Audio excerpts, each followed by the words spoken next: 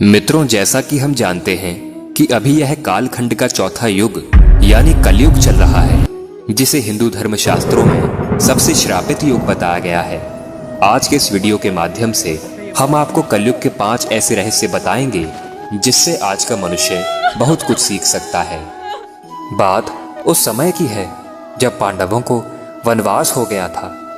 वनवास जाने से पहले पांडव ने भगवान श्री कृष्ण से पूछा था, हे श्री कृष्ण, अभी यह द्वापर का अंतकाल चल रहा है, आप हमें बताएं कि आने वाले कलयुग की चाल या गति कैसी होगी। श्री कृष्ण कहते हैं, मैं तुम्हें इसका सीधा सा उत्तर तो नहीं दे सकता, लेकिन तुम पांचों भाई वन में जाओ और जो कुछ भी दिखे वह आकर मुझे बताना।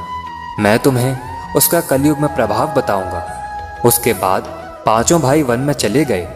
वन में उन्होंने जो कुछ भी देखा उसे देखकर अचंभित रह गए। तो आखिर उन्होंने वन में क्या देखा और श्री कृष्ण ने क्या उत्तर दिया, चलिए जानते हैं इस वीडियो के माध्यम से।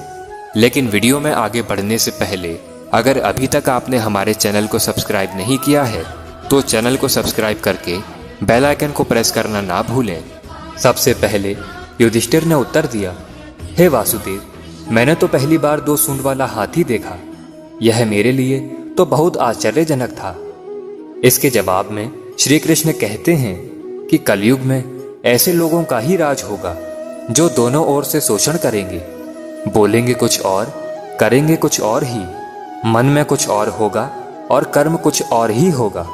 ऐसे ही लोगों का कलयुग में राज होगा। तुम कलयुग आने से पहले तक राज कर लो। युधिष्ठिर के बाद अर्जुन ने कहा कि मैंने जो देखा वह तो इससे भी ज्यादा आश्चर्यजनक था।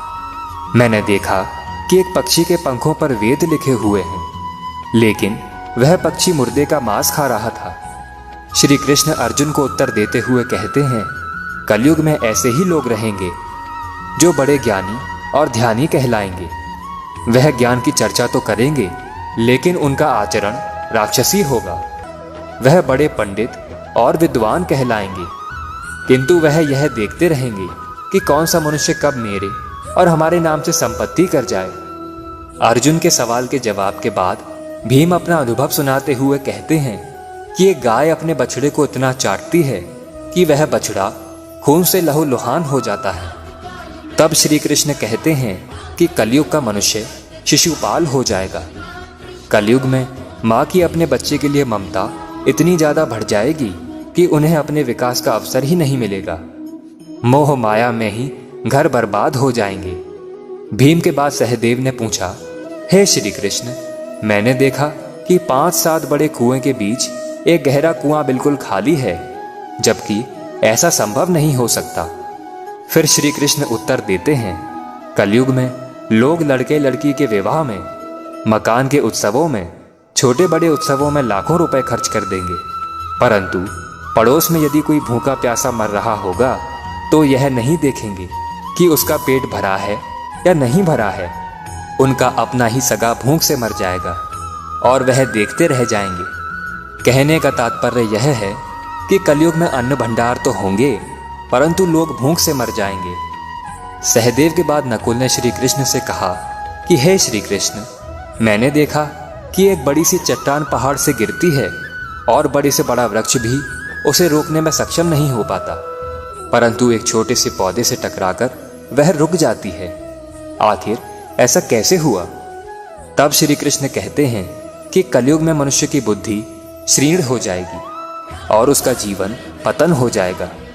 उस पतन को धन और बड़े से बड़े सत्ता रूपी वृक्ष भी रोकने में सक्षम नहीं होंगे, किंतु हरि नाम का छोटा सा शब्द बोलने से मनुष्य जीवन का पतन रुक जाएगा।